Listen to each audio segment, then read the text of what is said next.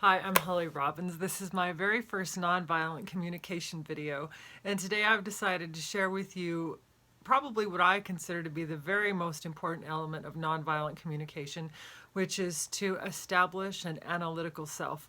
A lot of people don't have an analytical self. A lot of people behave primarily on emotion. I was one of those people for a very long time. I didn't know how to detach myself from my emotions, or I didn't know how to have an analytical process going on behind my emotions that could analyze what was going on with my emotions.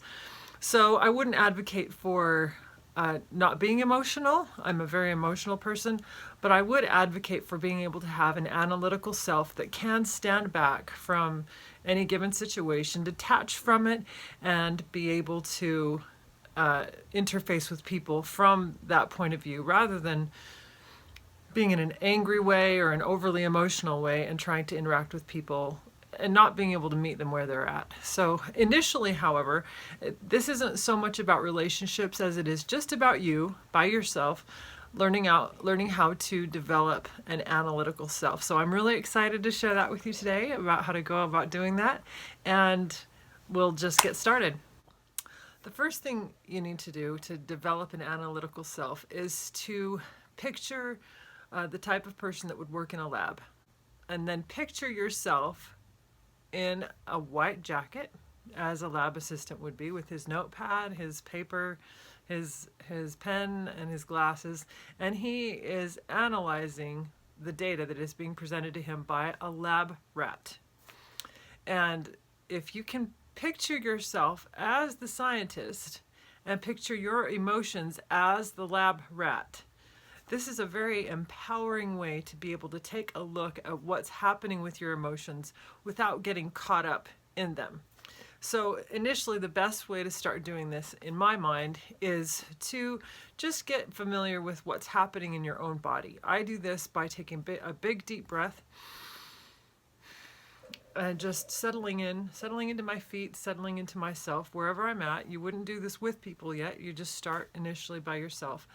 And then make an observation about something that you're feeling inside. For me, an example is that I'm feeling some anxiety right now about producing my very first video. I've never done this before in a speaking way. I've sung a few songs on YouTube. I haven't done anything instructional before. So I'm feeling some anxiety about that, and a little bit of discomfort in my shoulders just from some stresses lately. And yeah, just a little bit of anxiety. That's really all I'm having right now. So you'll notice in the way that I express that I was able very easily, and you might well also be as well. Some people can do this in varying degrees.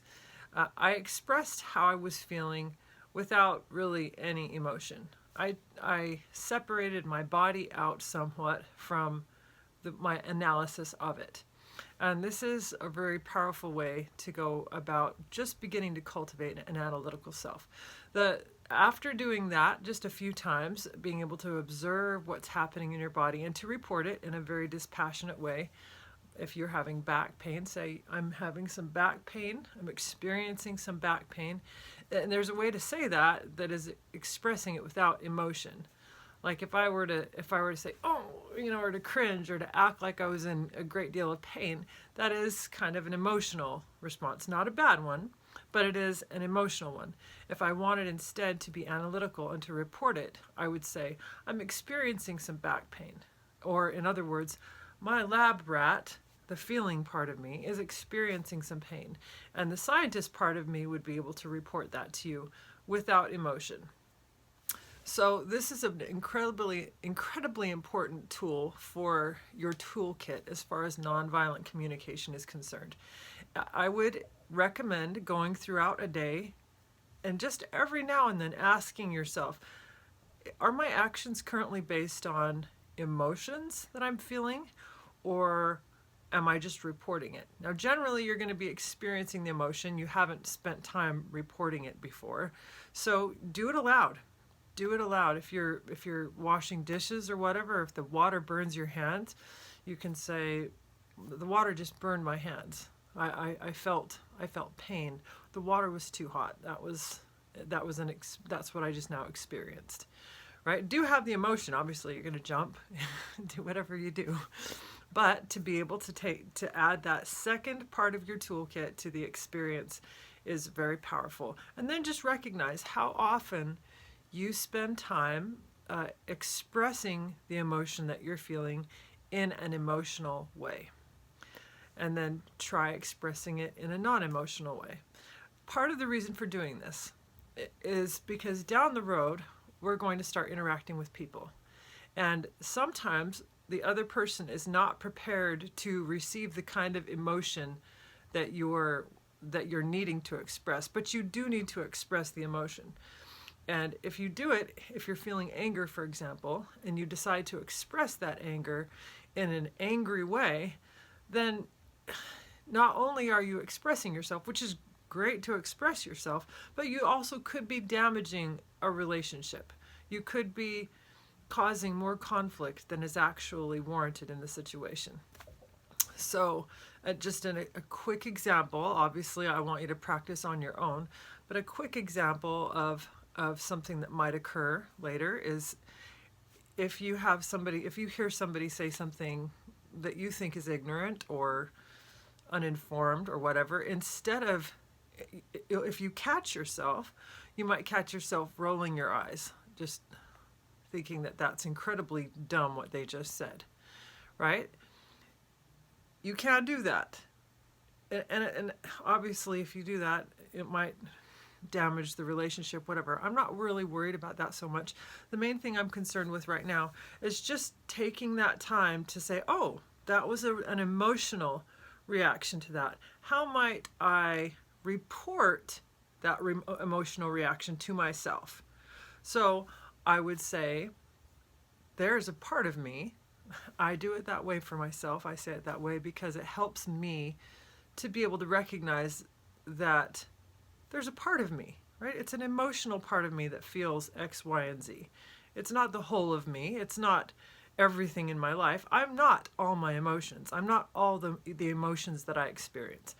So it helps me to be able to say, okay, I can say it this way. I can roll my eyes at this person, or I can say that's the most ignorant thing I've ever heard come out of anybody's mouth, or whatever.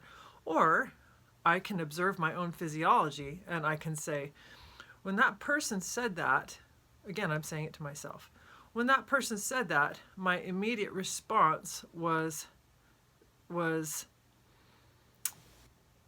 negative, if you want to say it's negative. Or, I don't know, that's kind of labeling it in a way. I wouldn't label it. I would more say my response was to get kind of tense in my hands, and I was just about ready to roll my eyes, or I did roll my eyes, and the way I experienced that was with an incredible feeling of annoyance. I felt very annoyed at the person when he said X, Y, or Z. And that way you have an analytical way. So again, I'm not encouraging you to throw out the emotional response. I'm not encouraging you to not have the emotional response, or even to share that emotional response in a negative way, or in a should I say damaging way with the other person. Obviously, those are some of the tools in your toolkit.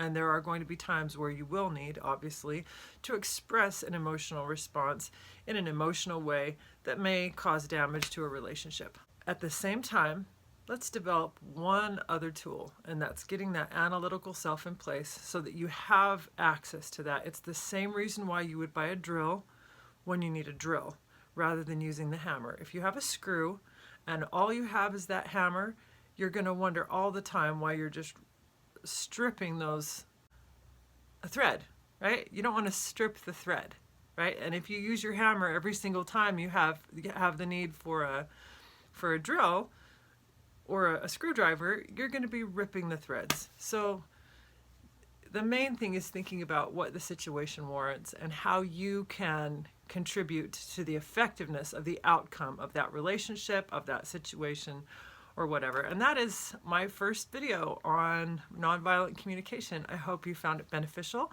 and I'll follow it up with a few more. This is the very beginning of my project here, and I'm really excited about it.